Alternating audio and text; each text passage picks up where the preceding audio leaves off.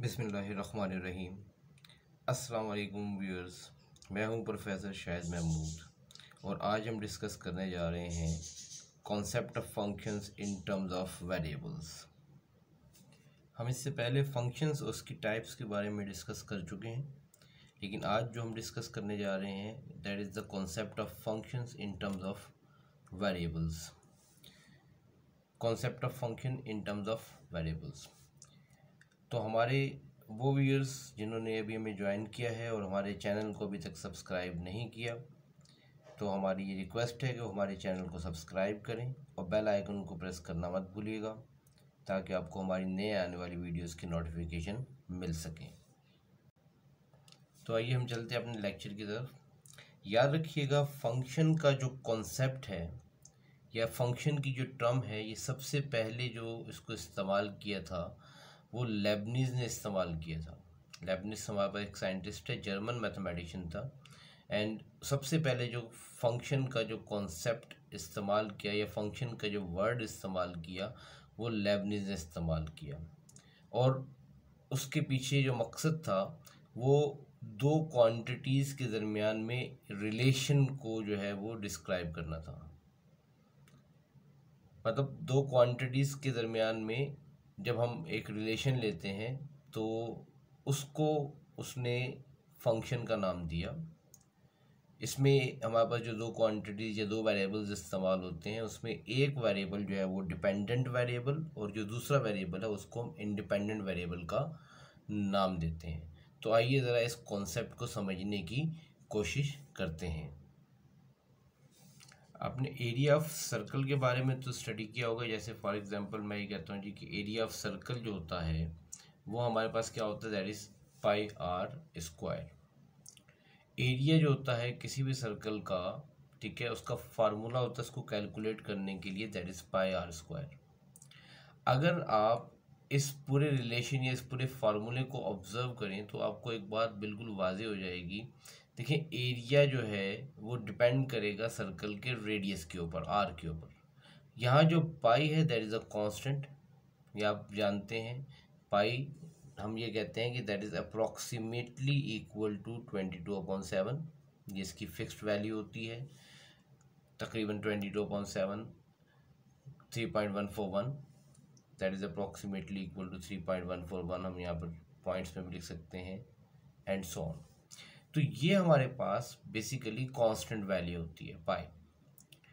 किसी भी सर्कल का जो एरिया होता है वो रेडियस के ऊपर डिपेंड करता है। अगर रेडियस को आप इंक्रीज करेंगे तो एरिया इंक्रीज हो जाएगा, ये डायरेक्टली प्रोपोर्शनल है। और रेडियस को अगर मैं डिक्रीज करूँगा तो एरिया जो है वो क्या हो जाएगा, डिक्रीज हो जाएगा।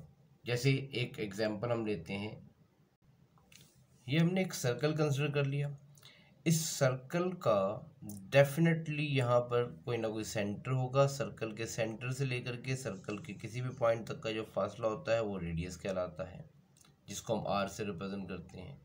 तो डेफिनेटली इस सर्कल का यहाँ पर कोई ना कोई रेडियस होगा, और इस रेडियस आर की वैल्यू जब मैं यहाँ रिप्लेस करूँगा तो उसके रिजल्ट में मेरे पास एक एरिया यहाँ पर कैलकुलेट होगा। अब अगर मैं इस रेडियस को इंक्रीज कर दूं या डिक्रीज कर दूं तो डेफिनेटली इसके एरिया के ऊपर जो है वो क्या होगा, फर्क पड़ेगा। जैसे फॉर एग्जांपल एक और सर्कल मैं ले लेता हूँ रेडियस इंक्रीज करके। अगर मैं यहाँ पर इस सर्कल का रेडियस इंक्रीज कर दूं, देखिए यहाँ इस रेडियस के ऊपर डेफिनेटली इसका एरिया जो है वो डिफरेंट होगा, और जब मैं इस रेडियस को बढ़ा देता हूँ तो इसका एरिया जो है वो क्या हो जाएगा, चेंज हो जाएगा। अगर मैं मज़ीद इसको बढ़ा देता हूँ तो इसका एरिया मज़ीद बढ़ जाएगा, या इसको मैं डिक्रीज़ कर देता हूँ तो एरिया क्या हो जाएगा, कम हो जाएगा।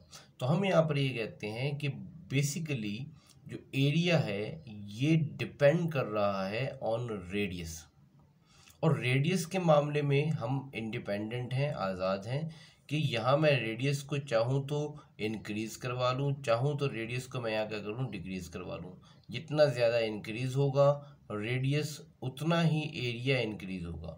जब यहाँ इस फार्मूले के अंदर आप वैल्यू रिप्लेस करेंगे रेडियस की, तो फिर कैलकुलेशन के बाद ये आपके पास एक एरिया कैलकुलेट होगा, एक एरिया, एक रिजल्ट आएगा आपके पास जो कि इस सर्कल का एरिया कहलाएगा। अगर मैं आर की वैल्यू को चेंज करूंगा तो उसकी रिस्पेक्ट से एरिया भी डेफिनेटली क्या होगा, चेंज होगा। आर अगर ज़्यादा होगा तो एरिया ज़्यादा हो जाएगा, आर अगर कम होगा तो यहाँ पर एरिया जो है वो क्या हो जाएगा, कम हो जाएगा। तो यहाँ पर हम ये कहते हैं कि ये जो एरिया है ये डिपेंड करेगा किसके ऊपर, रेडियस के ऊपर।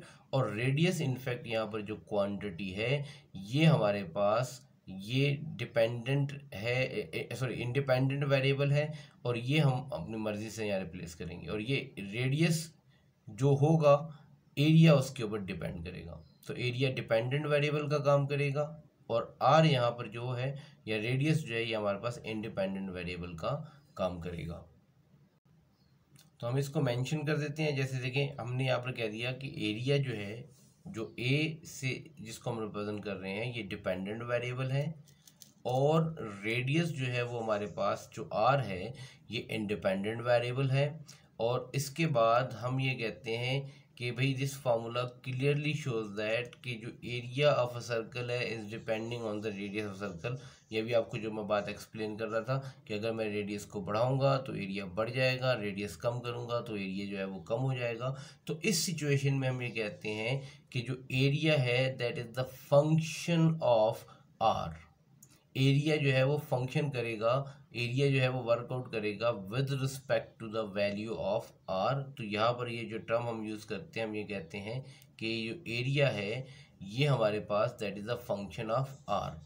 और ये कॉन्सेप्ट सबसे पहले जो है वो कि एरिया एक फंक्शन होता है और ये दो क्वांटिटीज़ को डिस्क्राइब करता है, ये सबसे पहले लेबनीज ने जो है ना ये कॉन्सेप्ट हमें दिया था। जैसे हम एक और एग्जांपल कंसिडर कर लेते हैं।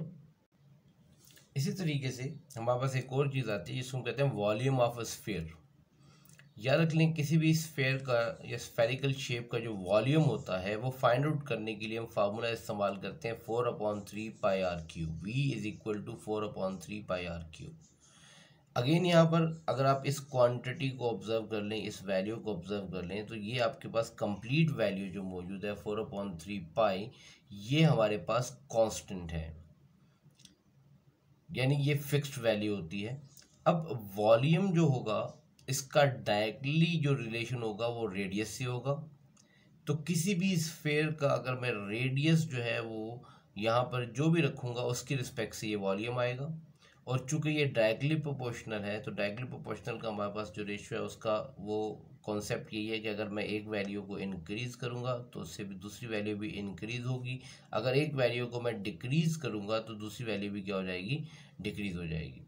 तो यहाँ पर अगर मैं किसी भी स्फेरिकल शेप का, किसी भी स्फीयर का, अगर मैं एक फ़र्ज़ कर लेते हैं एक सर्कल ले लेता हूँ, ये एक स्फीयर ले लेता हूँ, तो उसका डेफिनेटली कोई ना कोई रेडियस होगा, उस रेडियस से हमें वॉल्यूम मिलेगा।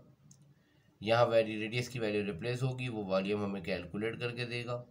तो अगर मैं रेडियस इंक्रीज कर दूँ तो डेफिनेटली इस वॉल्यूम के ऊपर क्या होगा, चेंज आएगा, वॉल्यूम में फ़र्क पड़ेगा। तो वॉल्यूम हम यहाँ ये कह सकते हैं कि ये डिपेंड कर रहा है अगेन किसके ऊपर, रेडियस के ऊपर। और रेडियस के मामले में हम यहाँ पर दोबारा क्या है, इंडिपेंडेंट हैं। हम यहाँ पर रेडियस कुछ भी रख सकते हैं, या रेडियस जो भी रिप्लेस होगा वॉल्यूम उस रिप्लेसमेंट करने के बाद, रेडियस की रिप्लेसमेंट करने के बाद ये पूरा ये यहाँ पर ये कंप्यूटेशन होगा, ये वैल्यू ये इस वैल्यू को हम कैलकुलेशन करेंगे और उसके बाद आपके पास एक V का रिजल्ट आएगा जिसको हम वॉल्यूम का नाम देते हैं। ठीक है, तो ये हमारे पास जो है वो हम यहाँ पर सिंपली इस रिलेशन में भी हम कहेंगे कि जो ये जो वॉल्यूम V है इसका टोटली जो ताल्लुक होगा वो रेडियस के साथ होगा, कि अगर रेडियस यहाँ मैं इंक्रीज कर दूंगा तो वॉल्यूम भी इंक्रीज हो जाएगा, और रेडियस को डिक्रीज कर दिया जाए तो वॉल्यूम भी क्या हो जाएगा, डिक्रीज हो जाएगा। तो इस वजह से हम यहाँ पर डिस्क्राइब करते हैं कि जो वॉल्यूम है जिसको हम V से रिप्रेजेंट करते हैं ये डिपेंडेंट वेरिएबल है, और ये डिपेंड किस पर कर रहा है, ये आर के ऊपर डिपेंड कर रहा है। और यहाँ हम रेडियस यानी आर के बारे में हम इंडिपेंडेंट हैं, इसको इंडिपेंडेंट वेरिएबल का नाम देते हैं। हम यहाँ पर कोई भी आर की वैल्यू रिप्लेस कर सकते हैं with respect to the value of r. यहाँ से हमारे पास वॉल्यूम या वी कैलकुलेट होगा। आर की वैल्यू को सामने रखते हुए वी कैलकुलेट होगा। आर इंक्रीज कर देंगे वॉल्यूम इंक्रीज हो जाएगा, आर डिक्रीज करेंगे वॉल्यूम डिक्रीज हो जाएगा। तो simply volume is depending on the radius of that sphere. तो ये आपके पास सिंपल एक रिलेशन है, और हमने यहाँ पर ये कह दिया कि भाई चूंकि ये फॉर्मूला में शो कर रहा है कि this volume of sphere depends on the radius r, तो हम यहाँ पर इसको कहेंगे कि ये जो वॉल्यूम है इसका जो फंक्शन है वो आर की रिस्पेक्ट से है। Volume is a function of radius r, यानी वॉल्यूम जो वर्कआउट करेगा वो आर की वैल्यू के हिसाब से वर्कआउट करेगा। जो रेडियस हम रखेंगे उससे हमें वो वॉल्यूम कैलकुलेट होगा। और वॉल्यूम में हम डिपेंडेंट, और डिपेंडेंट किस पे, हम रेडियस पे, और रेडियस में हम इंडिपेंडेंट है। मैं रेडियस जो है वो अपनी मर्जी से इसको कम भी कर सकता हूँ और इसको ज़्यादा भी कर सकता हूँ। तो ये हमारे पास आ गया। तो हम यहाँ सिंपल ये कहते हैं कि वॉल्यूम जो है that is a function of r. अब हम डिस्कस करते हैं नेक्स्ट हमारी पोर्शन है that is a function in terms of variables. इस कॉन्सेप्ट को हम जो है वो डिस्कस करने जा रहे हैं, function in terms of variables. देखिए function in terms of variables, हम ज़रा इसको समझते हैं। ये कहते हैं जी कि if a variable y depends on a variable x in such a way that each value of x determines exactly one value of y, then we say that y is a function of x। देखिए function की जो definition है वो हमने यहाँ पर यही कही थी कि हमारे पास डोमेन जो होता है, ठीक है, हर डोमेन की एक यूनिक इमेज बनती है। यानी जो भी डोमेन होगा आप उस डोमेन में जो भी वैल्यू कंसिडर करेंगे उसके अगेंस्ट में जो रेंज होगा उसकी या उसकी जो इमेज होगी वो एक यूनिक वैल्यू बनेगी। तो हम ये कह रहे हैं कि अगर फ़र्ज़ कर लेते हैं कि एक वेरिएबल जो y है वो डिपेंड कर रहा है ऑन वेरिएबल x। याद रखिएगा कि जो डिपेंडेंट वेरिएबल होता है वो हमेशा रेंज होती है, और जो इंडिपेंडेंट वेरिएबल होता है उसको हम डोमेन का नाम देते हैं। ठीक है, तो हम यहाँ ये कह रहे हैं कि अगर हमारे पास एक वेरिएबल y है जो डिपेंड कर रहा है on variable x in such a way that each value of x determines exactly one value of y, मतलब each value of x means the each value of domain, यानी ये x जो है वो यहाँ डोमेन का काम करेगा। और हम ये कह रहे हैं कि that each value of x determines exactly one value of y। आपको बताया था कि हमारे पास यहाँ पर इसकी कोई मतलब हर डोमेन की वैल्यू की एक यूनिक इमेज होती है। तो इसी वजह से हमने यहाँ पर कहा कि हर x की वैल्यू डिटर्मिन करेगी exactly one value of y। आपको बता दूं मैं, एक एग्जैक्टली एक वन वैल्यू होनी चाहिए, यानी डिपेंडेंट वेरिएबल के अगेंस्ट में इंडिपेंडेंट वेरिएबल का एक ही रिजल्ट होना चाहिए, एक से ज़्यादा पॉसिबल रिजल्ट नहीं हो सकते हैं। तो हम ये कहते हैं कि y is a function of x, और हम इसको जो लिखते हैं हम इसको लिखते हैं y is equal to f of x. Y is a function of x या y is equal to f of x. तो ये चीज़ आपको बता दूं मैं कि ये जो रिलेशन इस फॉर्मेट में जो बताया, ये सबसे पहले एक स्विस मैथमेटिशियन थे दैट वाज आइलर। ये सबसे पहले आइलर ने ये कॉन्सेप्ट दिया कि कोई भी हम दो क्वांटिटीज़ के रिलेशन को हम इस फॉर्मेट के अंदर लिख सकते हैं। ये आपके पास y is equal to f of x, यानी y जो है ये एफ ऑफ एक्स के बराबर है। और याद रख लीजिएगा ये जो y है ये डिपेंडेंट वेरिएबल होगा, और ये एफ ऑफ एक्स जिसको हम कह रहे हैं ये ब्रैकेट के अंदर ये जो एक्स वेरिएबल है जो फंक्शन कर रहा है इस एक्स के रिस्पेक्ट से, तो ये इंडिपेंडेंट वेरिएबल का काम करेगा। हमेशा जब भी फंक्शन यूँ लिखा हुआ होगा like y is equal to f of x, तो f के साथ ये ब्रैकेट में जो वैल्यू लिखी होगी ये आप ज़हन में रख लें, ये हमेशा इंडिपेंडेंट वेरिएबल होगा, और ये जो है डिपेंड कर रहा होगा, ये आपके पास जो y है ये y एक्चुअली डिपेंड कर रहा होगा इस वैल्यू x के ऊपर। x की यहाँ वैल्यू रिप्लेस करेंगे या फंक्शन में ये वैल्यू रिप्लेस होगी, वो वैल्यू कम्यूट करेंगे, वैल्यू कैलकुलेट करेंगे, और after computation of this value after calculation of this value आपके पास एक y का रिजल्ट आएगा। तो इसका मतलब y जो है ये हम अपनी मर्जी से नहीं रख सकते, y की वैल्यू डिपेंड करेगी इस x के ऊपर, और x यहाँ जो काम करेगा वो इंडिपेंडेंट वेरिएबल का करेगा। और ये जो कॉन्सेप्ट दिया था ये सबसे पहले ये कि हम किसी भी फंक्शन को हम अलजेब्राइक फॉर्म में रिप्रेजेंट कर सकते हैं या y = f(x) की फॉर्म में रिप्रेजेंट कर सकते हैं, ये कॉन्सेप्ट ऑयलर ने दिया था। ये एक स्विस मैथमेटिशियन है, ठीक है, ये आपको बता दूं मैं कि ये एक स्विस मैथमेटिशियन है जिसने सबसे पहला ये हमें कॉन्सेप्ट दिया।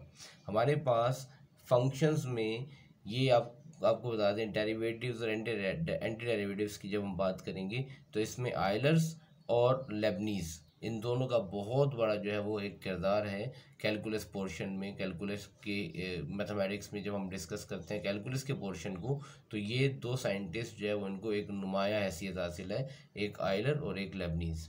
तो फंक्शन में यहाँ पर हमने y = f(x) से इसको रिप्रेजेंट किया। आगे चलते हैं हम, ज़रा इसके कुछ और एग्जांपल्स देखते हैं। याद रख लीजिएगा जब भी हमारे पास फंक्शन की डिस्कशन हम करेंगे तो दो टर्म्स हम बहुत फ्रीक्वेंटली यूज़ करेंगे, dependent variable and independent variable. ये आपको बता दूं मैं कि डिपेंडेंट वेरिएबल जो है वो वैसे तो ये रिलेशन के हिसाब से हम देखेंगे कि कौन सा डिपेंडेंट है कौन सा इंडिपेंडेंट है, लेकिन हम जो ज़्यादातर अपनी आसानी के लिए हमने यहाँ पर फिक्स कर दिया कि y जो है वो जब भी मौजूद होगा रिलेशन में वो डिपेंडेंट वेरिएबल का काम करेगा। और इंडिपेंडेंट वेरिएबल में हम जो ज़्यादातर यूज़ करते हैं वो x, z, t और थीटा, ये और इसके अलावा भी मुख्तलिफ वेरिएबल्स हैं। ये डिपेंड करेगा रिलेशन के ऊपर कि आपको रिलेशन क्या दिया हुआ है, किस तरीके से रिलेशन दिया हुआ है, ठीक है। अगर आपके पास एक इक्वेशन में y मौजूद ही नहीं है तो फिर क्या होगा। अब वो डिपेंड करेगा कि आपको फंक्शन किस तरीके से डिस्क्राइब किया गया है। जैसे यहाँ देखिए एक एग्जांपल मैं दे रहा हूँ, यहाँ देखिए ना y है, ना x है, ना z है, ना t है, ना थीटा है। मैं कह रहा हूँ कि एरिया जो है वो डिपेंड कर रहा है रेडियस के ऊपर। Area is a function of r। जैसे भी मैंने थोड़ी देर पहले एक एग्जांपल दी थी, मैंने आपको कहा था कि फ़र्ज़ कर लेते हैं कि एक सर्कल का जो एरिया होता है वो πr² के बराबर होता है। तो यहाँ पर आप देख लें एरिया जो है वो ये डिपेंड करता है रेडियस के ऊपर। तो यहाँ मैं कहूँगा कि area is a function of r। तो यहाँ r जो है ये देखिए इस ब्रैकेट के अंदर जो फंक्शन के साथ वैल्यू रखी है ये इंडिपेंडेंट वेरिएबल कहलाएगा, और ये जो एरिया है ये डिपेंडेंट वेरिएबल कहलाएगा। और अगेन ये डिपेंड करेगा किसके ऊपर, रेडियस r के ऊपर। तो हम ये कहेंगे कि एरिया जो फंक्शन कर रहा है वो with respect to the value of r कर रहा है। r की वैल्यू को अगर मैं चेंज करूँगा तो उसके रिस्पेक्ट से एरिया भी आपके पास क्या होगा, चेंज होगा। तो ये आपके पास आ गया। इसी तरीके से एक रिलेशन मैं और ले लेता हूँ, जैसे मैंने यहाँ एक और रिलेशन मेंशन कर दिया लाइक x = f(t). अब यहाँ देखें यहाँ अगेन ये y तो मौजूद नहीं है, तो x यहाँ मौजूद है और f(t) है। तो यहाँ जो भी रिलेशन लिखा हुआ है जिस तरीके से भी लिखा हुआ है लाइक x फंक्शन है t का, तो इसका मतलब ये जो t है ये इंडिपेंडेंट वेरिएबल का यहाँ पर काम करेगा और x जो है वो डिपेंडेंट वेरिएबल का काम करेगा। हमें इस रिलेशन को देखना है, हमें वो डिस्क्राइब करेगा, ठीक है। वो हमें बताएगा कि कौन सा फंक्शन, मतलब कौन सा फंक्शन जो है वो मतलब यहाँ पर आपके पास जो है वो जैसे x = f(t) है, तो कौन यहाँ से आप अंदाज़ा लगाएंगे कौन सा डिपेंडेंट वेरिएबल है और कौन सा हमारे पास इंडिपेंडेंट वेरिएबल है। अब ये यहाँ पर देखिए दो वेरिएबल x और t आ गए। सिमिलरली यहाँ आपके पास जो है वो और भी फर्दर वैल्यूज़ आ सकती हैं, ठीक है। तो ये ज़रूरी नहीं है कि y हो, लेकिन हम नॉर्मली जो है वो हम जो डिस्कस करेंगे ज़्यादातर, अगर उसमें y मौजूद है तो फिर y को ही हमने डिपेंडेंट वेरिएबल का नाम देना है। बाकी उसके अलावा जो भी वेरिएबल होगा वो इंडिपेंडेंट वेरिएबल की कैटेगरी के अंदर जाएगा। यहाँ पर हम जो रिलेशन की बात कर रहे हैं वो दो क्वांटिटीज़ के रिलेशन की बात कर रहे हैं, जैसे एरिया और रेडियस आ गया, जैसे x और t आ गया। इसी तरीके से अगर हम आगे बढ़ें तो जैसे मैं आपको कह दूँ z = f(θ) है, तो इसका मतलब इस रिलेशन के अंदर जो z है वो डिपेंडेंट वेरिएबल का काम करेगा और थीटा जो है वो इंडिपेंडेंट वेरिएबल का काम करेगा। तो ये आपको डिफाइन होगा। तो जब भी दो क्वांटिटीज़ को हम रिलेट कर रहे होंगे या दो क्वांटिटीज़ के रिलेशन की बात करेंगे तो याद रख लीजिएगा उसमें वो आपको डिफाइन करेगा ये इस फॉर्मेट के अंदर, ये इसकी अलजेब्राइक फॉर्म है फंक्शन की, ठीक है। इसको इस फॉर्मेट में वो रिप्रेजेंट करेगा, या इस फॉर्मेट में या इस तरीके से रिप्रेजेंट करेगा जो हमें क्लियरली इंडिकेशन देगा कि इसमें डिपेंडेंट कौन है और इंडिपेंडेंट कौन है, ठीक है। और फिर यहाँ पर हम इसको इसके हिसाब से वर्कआउट करते हैं। अब ये फंक्शन बेसिकली वर्कआउट करता कैसे है ज़रा उसको देख लेते हैं। अब बेसिकली जब हम फंक्शन की बात करते हैं तो याद रख लीजिएगा कि फंक्शन जो है वो इस पैटर्न के ऊपर काम करता है कि फर्ज कर लेते हैं कि ये हमारे पास जो है वो ये इनपुट एक्स, ये जो इंडिपेंडेंट वेरिएबल जिसको हम कह रहे हैं ना, ये हमारा इनपुट होता है। जैसे मैं अभी आपको थोड़ी देर पहले एग्जांपल दे रहा था, एरिया इज इक्वल टू, जैसे मैंने फर्ज कर लिया कि area is equal to pi r square. तो यहाँ पर ये जो आर है रेडियस, ये बेसिकली हमारा इनपुट होगा, ठीक है। जब मैं यहाँ पर इस वैल्यू को इनपुट करूंगा, जैसे आर को मैं इनपुट करूंगा यहाँ पर, तो यहाँ पर इसके बाद ये फार्मूला वर्कआउट होगा, ठीक है। यानी ये कंप्यूटिंग मशीन हमारे पास बन गई, और फिर उसके बाद हमारे पास इसका एक रिजल्ट मिलेगा जो कि ए आएगा।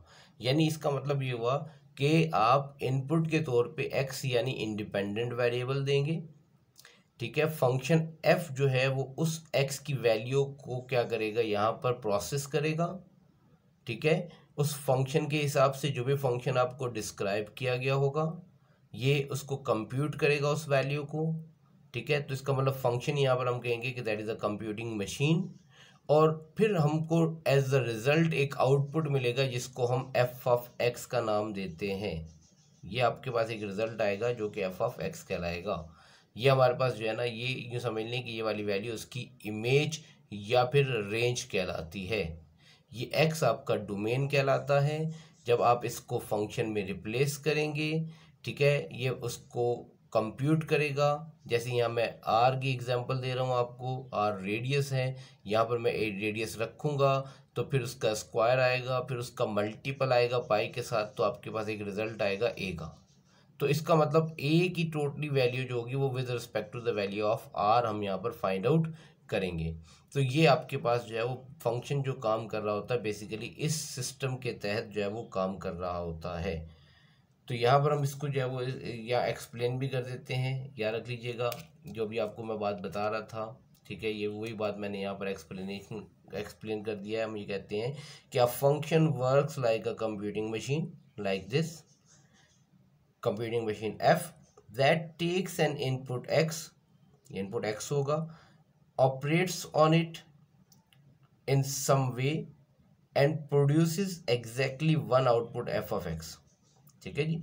यानी ये इनपुट होगा आपके पास x, इस यहाँ इसमें फंक्शन होगा, उसके ऊपर वर्कआउट होगा, ठीक है जनाब, किसी ना किसी तरीके से with respect to the function जो भी उसको डिफाइंड होगा। जैसे यहाँ पे ये फंक्शन डिफाइंड है पाई आर स्क्वायर के हिसाब से, ठीक है। तो फिर उसके बाद आपके पास एक एग्जैक्टली वन आउटपुट होगा। ये आपको बता दूँ, ये एग्जैक्टली जो है वो वन आउटपुट होगा जो हमने फंक्शन की जो पहले जो डेफिनेशन डिस्कस की है उसके अंदर हमने कहा था कि आपके पास हमेशा जो है ये हर डोमेन के अगेंस्ट में एक यूनिक इमेज होना चाहिए। तो यहाँ ये one output of F of x होगा, ठीक है जी। आगे चलते हैं। तो ये आउटपुट जो आएगा हम इसको कहते हैं कि this output F of x is called the value of F at X और image of X under F.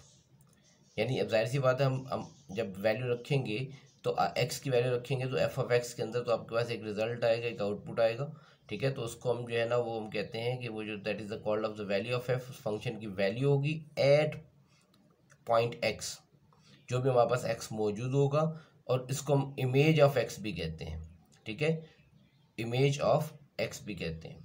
F of x मैं आपको पहले बता चुका हूँ, ये आपके पास रेंज या इमेज कहलाता है। तो इसी वजह से हम ये कहते हैं कि the output F of x is denoted by a single letter से वाई। हम इसको एफ ऑफ एक्स को जो है वो हम एज्यूम कर लेते हैं, जैसे ये एक्स है तो हम जो इमेज आएगा उसको y का नाम देंगे। तो इसका मतलब ये जो एफ ऑफ एक्स है ये एक्चुअली जो होगा वो किसके बराबर होगा, y के बराबर होगा, that is y is equal to f of x. और यही बात जो है वो आपको बता रहा था कि सबसे पहले जो है वो आयलर ने जो है वो इसको इस फॉर्मेट में रिप्रेजेंट किया था। ये फॉर्मेट जो है वो इस फॉर्मेट में जो फंक्शन को हम लिखते हैं, ये सबसे पहले ये पैटर्न जो है वो आयलर नामी साइंटिस्ट जो है उसने इस्तेमाल किया था। He was a Swiss mathematician. Okay जी, उम्मीद आपको ये बात समझ में आ गई होगी। तो अब यहाँ पर हमारे पास एक चीज़ होती है जिसको हम कहते हैं that is the real valued function. अब सवाल ये है कि रियल वैल्यूड फंक्शन क्या है। देखें, हम यहाँ पर जो डिपेंडेंट वेरिएबल या इंडिपेंडेंट वेरिएबल है, ठीक है, हम ये एज्यूम कर लेते हैं कि ये एक्स भी जो कि हमारे पास इंडिपेंडेंट वेरिएबल है और ये जो y है जो कि डिपेंडेंट वेरिएबल है, हम दोनों जो भी कंसिडर करेंगे उसका जो ताल्लुक होगा वो रियल नंबर से होगा। मतलब हम यहाँ पर जो भी वैल्यू लेंगे that is a real number, चाहे वो आपका इंडिपेंडेंट वेरिएबल है और उसके अगेंस्ट में जो रिजल्ट आ रहा है वो भी आपके पास रियल वैल्यू ही होनी चाहिए। ठीक है, तो अगर आपके पास ये दोनों रियल हैं तो वो फंक्शन जो है वो रियल वैल्यूड फंक्शन कहलाएगा। हम इसको ऐसे डिफाइन करते हैं रियल वैल्यूड फंक्शन को। अगर कहीं आपको ये टर्म नज़र आया ना रियल वैल्यूड फंक्शन की, इसका मतलब जो दो क्वांटिटीज़ का हम रिलेशन ले रहे हैं, दो क्वांटिटीज़ को आपस में रिलेट कर रहे हैं, वो दोनों के दोनों वैल्यूज़ जो होंगी वो रियल होंगी। A function in which the variables are real numbers is called real valued function of the real numbers. यानी ये जो वेरिएबल्स आपके पास हैं ये दोनों के दोनों रियल होने चाहिए, यानी डिपेंडेंट वैल्यू भी रियल होनी चाहिए और इंडिपेंडेंट भी जो है वो क्या होना चाहिए, दोनों जो आपके पास डिपेंडेंट है वो भी रियल और इंडिपेंडेंट है वो भी आपके पास रियल फंक्शन होने चाहिए। इसी वजह से हम इस फंक्शन को डिफाइन ऐसे करते हैं, हम ये कहते हैं कि फंक्शन जो है द एफ जो होगा that is defined from real to real. याद रखिएगा रियल टू रियल, ये एरो है, ये हमारे पास याद रखें, इसको हम डोमेन कहते हैं। हम कह रहे हैं कि उसका जो डोमेन होगा वो रियल नंबर होगा और उसका जो रेंज आएगा वो भी क्या होना चाहिए, रियल नंबर होना चाहिए। ठीक है, आपके पास ऐसा नहीं है कि यहाँ आप इनपुट डोमेन में आप जो है वो आप रियल नंबर दे रहे हैं और यहाँ पर कॉम्प्लेक्स नंबर मिल रहा है, नहीं, रियल से रियल अगर आपकी वैल्यू मिल रही है, यहाँ के डोमेन आपके पास रियल है और जो आउटपुट आ रहा है वो भी आपके पास जो है वो रियल है, ठीक है, तो वो आपके पास रियल वैलिड फंक्शन कहलाएगा। हाँ, अगर यहाँ डोमेन में आप रियल नंबर आप इनपुट दे रहे हैं और आउटपुट रियल नंबर नहीं आ रहा तो आपके पास या कॉम्प्लेक्स नंबर आ रहा है तो उसको हम रियल वैलिड फंक्शन नहीं कहेंगे। तो कोई भी फंक्शन कब रियल वैलिड होगा, जब उसका डोमेन भी आपका रियल हो, इनपुट भी रियल हो और जो उसका आउटपुट है वो भी रियल हो। तो अब हम फंक्शन को ज़रा समझने की कोशिश करते हैं इन terms of graphs. Graph of a function क्या होता है ज़रा इसको हम देख लेते हैं। देखिए जी, हम ये कहते हैं कि if F is a real valued function, बता चुका हूँ रियल वैल्यूड मतलब आपका डोमेन आपका रेंज दोनों रियल होंगे, real valued function of real numbers, then the graph of f in x y plane is the graph of the equation y is equal to f of x. ये जो y is equal to f of x है ना, इसका जो graph बनेगा, ठीक है, x y plane में। एक्स वाई प्लेन मतलब हम बात कर रहे हैं like we are discussing about x axis and Y axis. ये आपको पता है पॉजिटिव एक्स एक्सिस है, नेगेटिव एक्स एक्सिस है, पॉजिटिव वाई एक्सिस आपके पास आ जाएगा, नेगेटिव वाई एक्सिस आ जाएगा, तो ये एक्स वाई प्लेन कहलाता है। ठीक है, अब यहाँ पर आपको पता है ये आपके पास यहाँ सारी वाई की वैल्यूज़ आती हैं, ये यहाँ सारी एक्स की वैल्यूज़ आती हैं।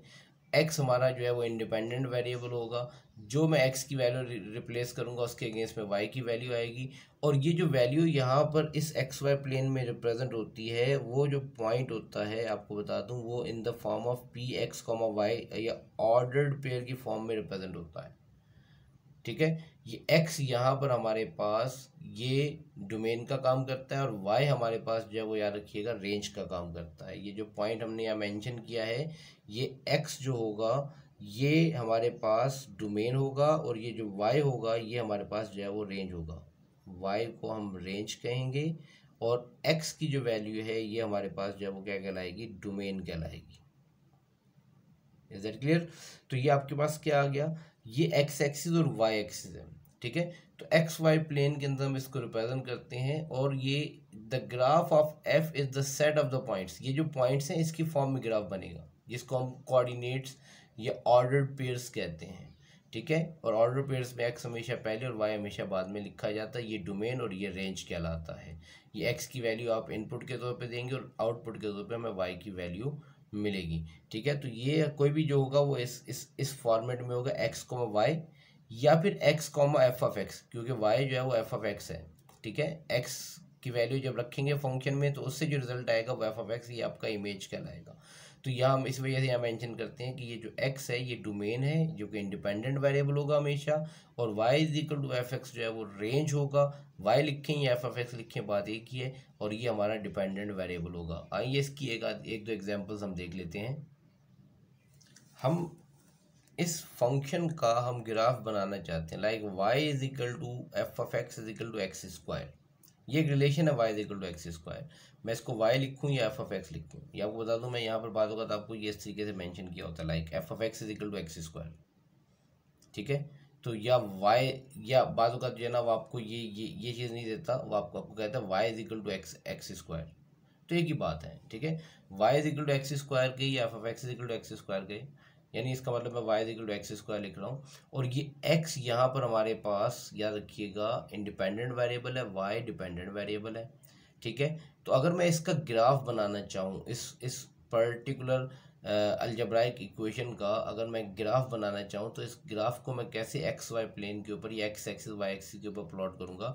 तो यहाँ पर ये जो एक्स है इसकी हम अपनी तरफ से इंडिपेंडेंट वेरिएबल है चूँकि हम वैल्यूज़ एज्यूम करते हैं।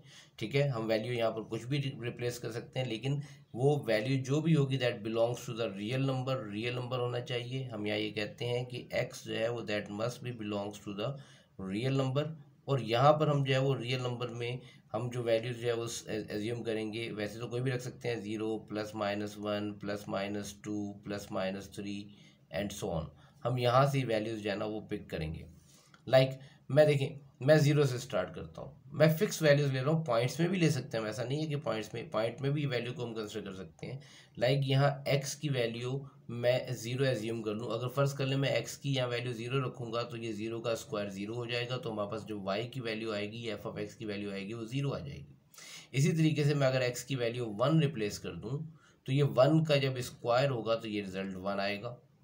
इसी तरीके से अगर मैं x की वैल्यू नेक्स्ट दैट इज -1 ले लूँ, that is also real number, तो -1 का जब स्क्वायर लेंगे तो वो +1 हो जाएगा। अब वैल्यू ले लें 2, अगर मैं 2 का स्क्वायर कर दूं तो ये 2 का स्क्वायर 4 हो जाएगा। इसी तरीके से मैं -2 का स्क्वायर ले लूं तो -2 का स्क्वायर जो है वहाँ पास 4 हो जाएगा, अगेन माइनस है स्क्वायर की वजह से प्लस हो जाएगा। 3 वैल्यू ले लें तो 3 का स्क्वायर 9 हो जाएगा, और -3 अगर मैं वैल्यू कंसिडर कर लूँ तो -3 का जो स्क्वायर होगा वो +9 हो जाएगा।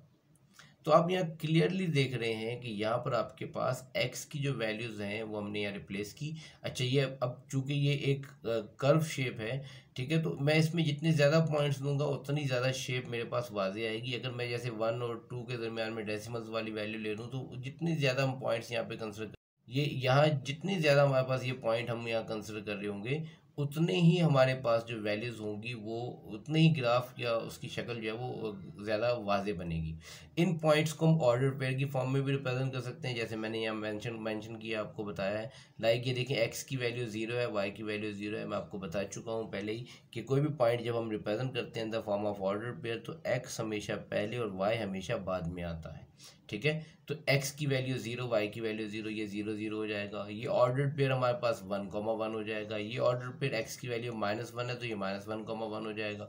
इसी तरीके से ये 2 4 -2 4, ये 3, 3,9 और -3,9 ये आपके पास आ जाएगा। अब हम इनको जो है वो इन पॉइंट्स को सामने रखते हुए हम ग्राफ पेपर के ऊपर इन पॉइंट्स को प्लॉट करते हैं। अब ये देखें ज़रा इधर, ये हमने एक छोटा सा ग्राफ पेपर बना लिया। ठीक है, अगर आप इस ग्राफ पेपर को ऑब्जर्व कर लें तो यहाँ पर ये मेरे पास x एक्सिस है, ठीक है, ये मेरे पास y एक्सिस है। ये बेसिकली ग्राफ पेपर के ऊपर बनता है, लेकिन चूंकि यहाँ पे हमारे पास ग्राफ पेपर अवेलेबल नहीं है तो मैं रफली एक ग्राफ बना रहा हूँ कि ये x एक्सिस y एक्सिस मैंने यहाँ पे प्लॉट कर लिया। ये पॉजिटिव x एक्सिस है, नेगेटिव x एक्सिस है, पॉजिटिव y एक्सिस है, नेगेटिव y एक्सिस है।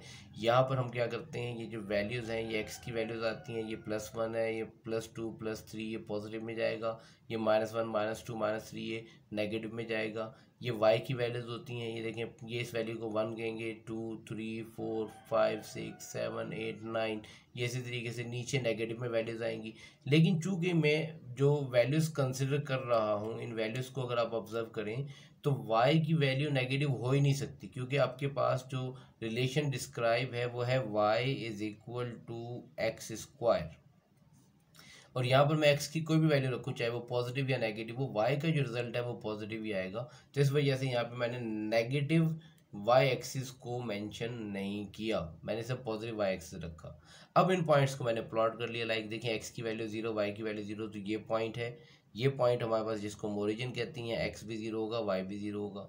उसके बाद अगला पॉइंट हमने लिया एक्स की वैल्यू 1, वाई की वैल्यू 1, ये देखिए ये एक्स की वैल्यू 1 रही, ये वाई की वैल्यू 1 रही, तो यहाँ से आप ऊपर चले जाएंगे, यहाँ से आप ग्राफ प्लॉट करना सीख के आ चुके हैं, ये 1 1 हो जाएगा। अगली जो वैल्यू है दैट इज -1 and 1, एक्स की वैल्यू -1, ये देखिए नेगेटिव इस तरफ आ गया, ये -1 हो गया, और ये वाली वैल्यू 1 आ गई आपके पास, -1, 1।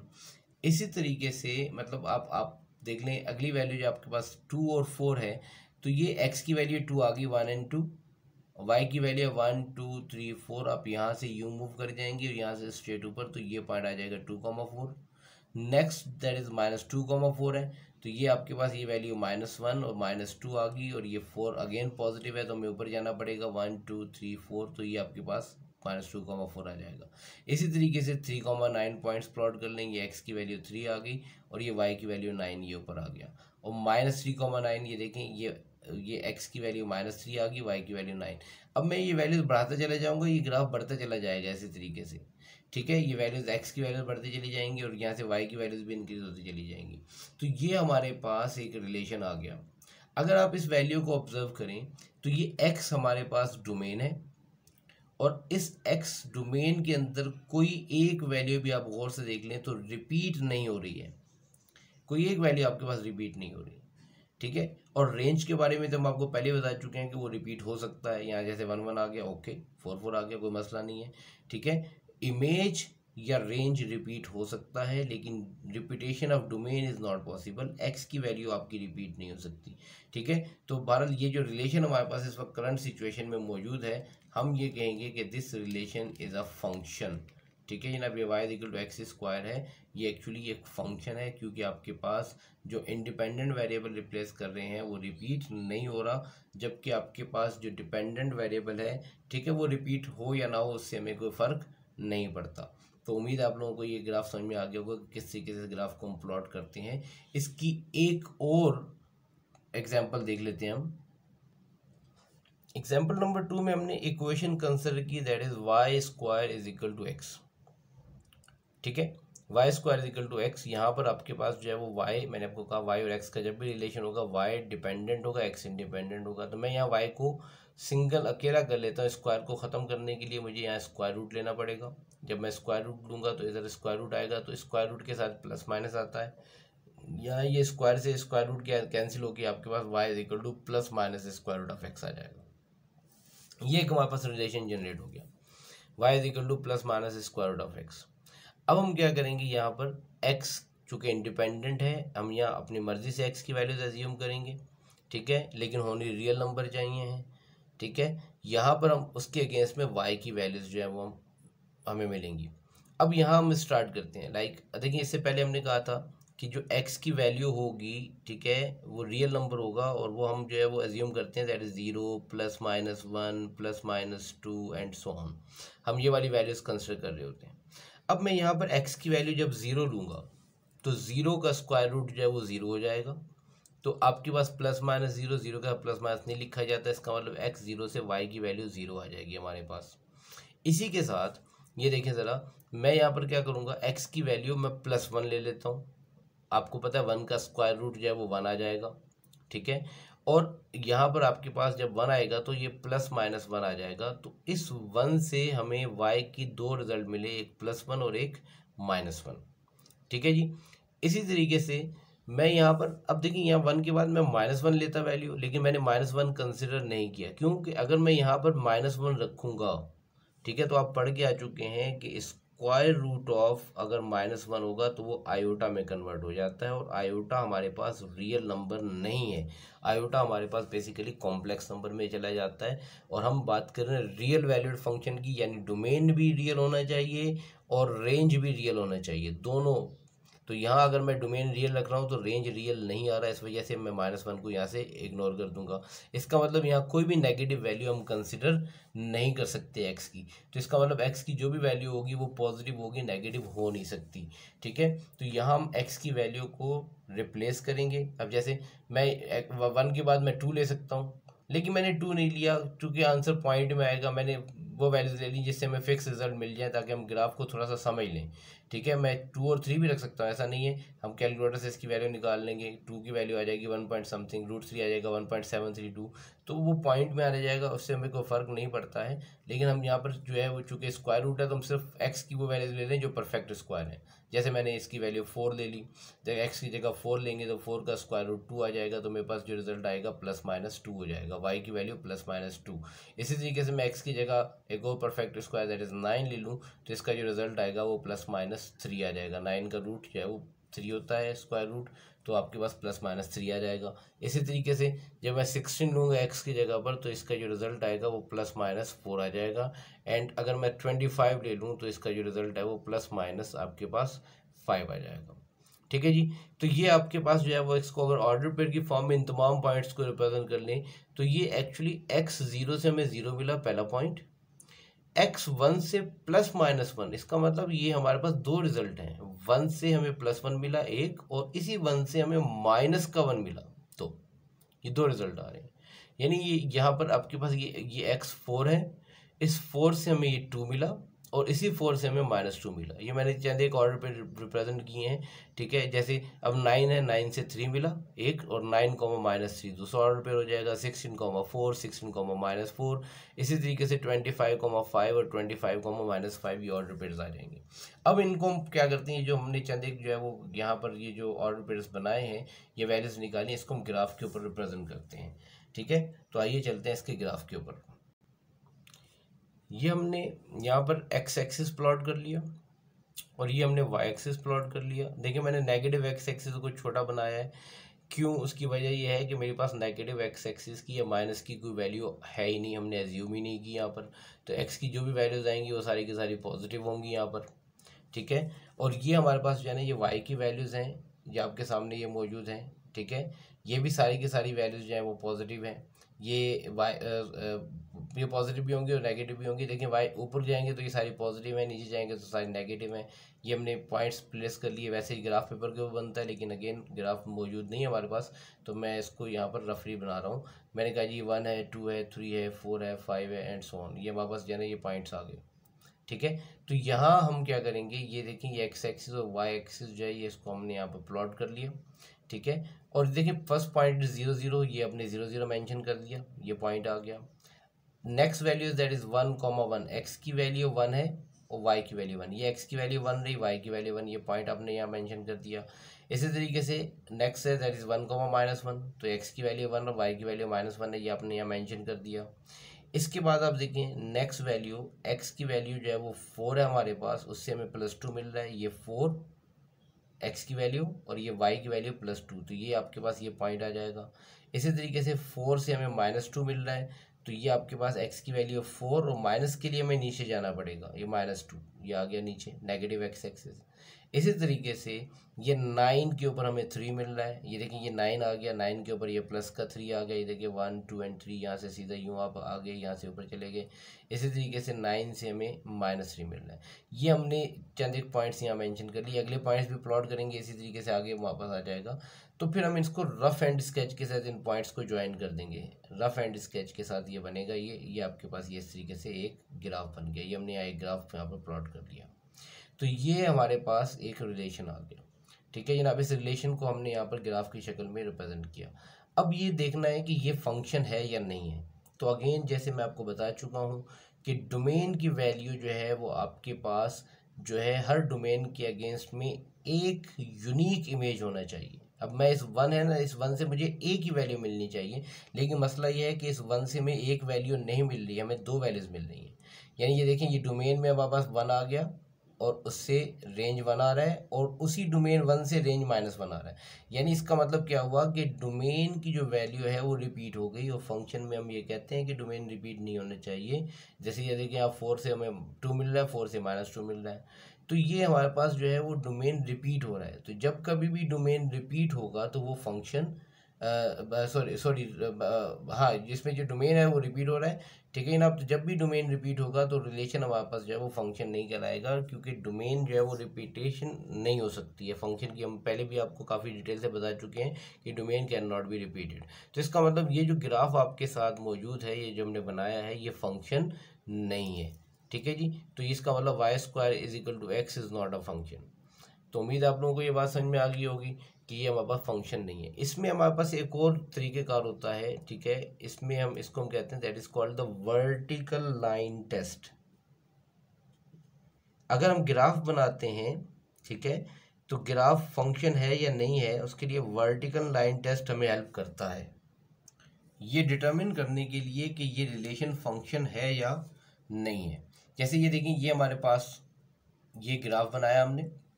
वर्टिकल लाइन टेस्ट क्या है कि हम एक लाइन ड्रॉ करते हैं एक्स एक्सिस के ऊपर जो वर्टिकल होती है। लाइक मैं एक ये लाइन ड्रॉ करता हूँ, जैसे यहाँ मैं इसके ऊपर एक वर्टिकल लाइन ड्रॉ कर लेता हूँ एक्स एक्सिस के ऊपर, ठीक है। अगर मैं इस लाइन को यहाँ से प्लॉट करूँ तो आप देखिए ये जो वर्टिकल लाइन हमने प्लॉट की है, ये एक्चुअल में इस एक्स एक्सिस इस ग्राफ को 2 पॉइंट पे कट कर रही है। देखिए आप, एक पॉइंट ये रहा और एक पॉइंट ये रहा। इसने इस लाइन को 2 पॉइंट पे कट किया है।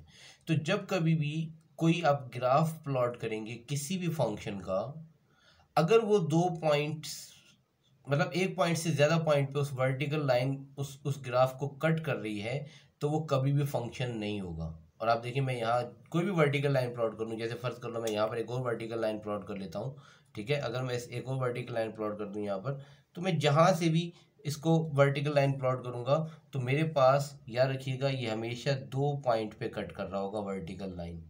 तो अगर वो 2 पॉइंट पे कट कर रहा है तो वो रिलेशन कभी भी फंक्शन नहीं हो सकता।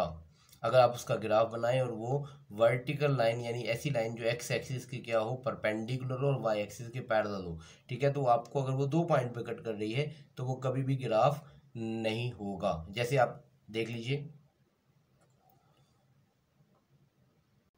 ये पहली एग्जांपल में हमने ये ग्राफ प्लॉट किया था जिसको हमने फंक्शन का नाम दिया था। अगर मैं यहाँ पर वर्टिकल लाइन प्लॉट करूँ, यहाँ पर कोई भी वर्टिकल लाइन, आप देखिए अगर मैं एक वर्टिकल लाइन प्लॉट कर लेता हूँ, तो आप देखिए ये जो कर्व बन रहा है, ग्राफ बन रहा है, ये इसको एक ही पॉइंट पे इसने कट किया है। अब कहीं से भी प्लॉट कर लें, ठीक है, फर्ज कर ले मैं यहाँ से इसको एक वर्टिकल लाइन प्लॉट कर लेता हूँ, तो जहाँ से भी आप प्लॉट करेंगे वो एक पॉइंट से ज़्यादा पे कट नहीं करेगा। तो अगर वो वर्टिकल लाइन उस ग्राफ को एक पॉइंट पे कट कर रहा है, एक पॉइंट से ज़्यादा पे कट नहीं कर रहा है, तो वो फंक्शन है। अगर कोई एक भी पॉइंट हमारे पास ऐसा आ गया कि जहाँ वो वर्टिकल लाइन उस ग्राफ को एक से ज़्यादा पॉइंट पे कट कर रहा हो, ठीक है, तो उस सिचुएशन में वो फंक्शन नहीं कहलाएगा। फंक्शन सिर्फ एक ही है कि जहाँ से मैं मर्जी इस ग्राफ को, जितना मर्जी मैं इसको ग्राफ को जो डिस्कस कर रहा हूँ, जितने पोर्शन को डिस्कस कर रहा हूँ, ठीक है जनाब, जैसे मैं यहाँ से लेके यहाँ तक इस पोर्शन को डिस्कस कर रहा हूँ, तो इस पोर्शन के दरमियान में, ठीक है, ये आपके पास जो है ये फंक्शन का किरदार अदा कर रहा है, ठीक है जनाब। एक जब भी वर्टिकल लाइन प्लॉट होगी तो वो एक ही पॉइंट पे कट करेगी, एक पॉइंट से ज़्यादा पे कट नहीं करेगी। इसकी चंद एक और एग्जांपल्स मैं आपको शो कर देता हूँ। जैसे हमारे पास ये चंद एक ग्राफ शो किए हुए हैं, आप यहाँ गौर से देख लीजिए, ये एक इस तरीके से ग्राफ बन रहा है, ये कोई भी फंक्शन होगा, ठीक है।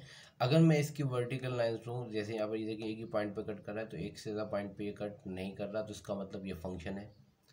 इसी तरीके से ये एक लाइन है, स्ट्रेट लाइन मैंने यहाँ प्लॉट की है, ठीक है जनाब, यहाँ पर मौजूद है, ये देखिए स्ट्रेट लाइन प्लॉट हुई है। अगर इसका वर्टिकल लाइन टेस्ट करेंगे तो ये एक पॉइंट पे कट कर रहा है, तो ये भी फंक्शन है हमारे पास। उसके अगेंस्ट में देखिए एक सर्कल है, जब मैं सर्कल को प्लॉट करूँगा तो यहाँ जब वर्टिकल लाइन प्लॉट करेंगे तो देखिए ये 2 पॉइंट आ गए, एक पॉइंट ये आ गया और एक पॉइंट हमारे पास ये आ गया। तो ये 2 पॉइंट पे हमारे पास ये कट कर रहा है, ये दोनों पॉइंट यहाँ आप देख लें, ये पॉइंट हो गया आपके पास और ये पॉइंट हो गया, ठीक है जनाब, ये दोनों पॉइंट पे आपके पास ये कट कर रहा है, तो इसका मतलब ये फंक्शन नहीं है, नॉट अ फंक्शन। और ये देखिए ये कर्व अगर यूँ दिया हुआ है, ये y equal to f of x के कर्व्स बने हुए हैं, तो यहाँ जब वर्टिकल लाइन प्लॉट करेंगे तो देखिए ये 2 पॉइंट पे कट कर रहा है, बल्कि यहाँ पे 1, 2 और 3 पॉइंट पे कट कर रहा है। उसके अगेंस्ट में अगर मैं यहाँ पे वर्टिकल लाइन प्लॉट कर रहा हूँ, देखो वो 1 पॉइंट पे कट कर रहा है। अब ज़रूरी नहीं है देखिए वो एक ही पॉइंट पे कट करे, आपको बता दूँ मैं, ठीक है, कोई एक भी जगह ऐसी मिल जाए कि जहाँ पे वो एक से ज़्यादा पॉइंट पे कट कर रहा है, तो इसका मतलब डोमेन आपके पास जो है वो रिपीट हो गया, एक्स की वैल्यू रिपीट हो गई। ठीक है, तो उस रिलेशन में ये वर्टिकल लाइन टेस्ट में हम ये कहते हैं कि ये रिलेशन जो है ये फंक्शन नहीं है, नॉट अ फंक्शन। ठीक है, तो उम्मीद है आप लोगों को ये आज जो कॉन्सेप्ट हमने डिस्कस किया है, आप लोगों को ये बात समझ में आ गई होगी। ठीक है, कि फंक्शन जो है उसको हम ग्राफ के ऊपर कैसे रिप्रेजेंट करते हैं, फंक्शन का रिलेशन जो है वो इन टर्म्स ऑफ वेरिएबल्स जो है वो हमने डिस्कस किया। अगर आपको हमारी ये वीडियो पसंद आई है तो इसको कमेंट सेक्शन में आप कमेंट ज़रूर कीजिएगा। अगर इस टॉपिक से मुताल्लिक कोई क्वेश्चन पूछना चाहते हैं तो आप हमें कमेंट कर सकते हैं। इस वीडियो को ज़्यादा से ज़्यादा लाइक और शेयर करें ताकि ये हमारी वीडियो आपके दूसरे साथी तालिब इल्मों के पास भी पहुंच सके। शुक्रिया।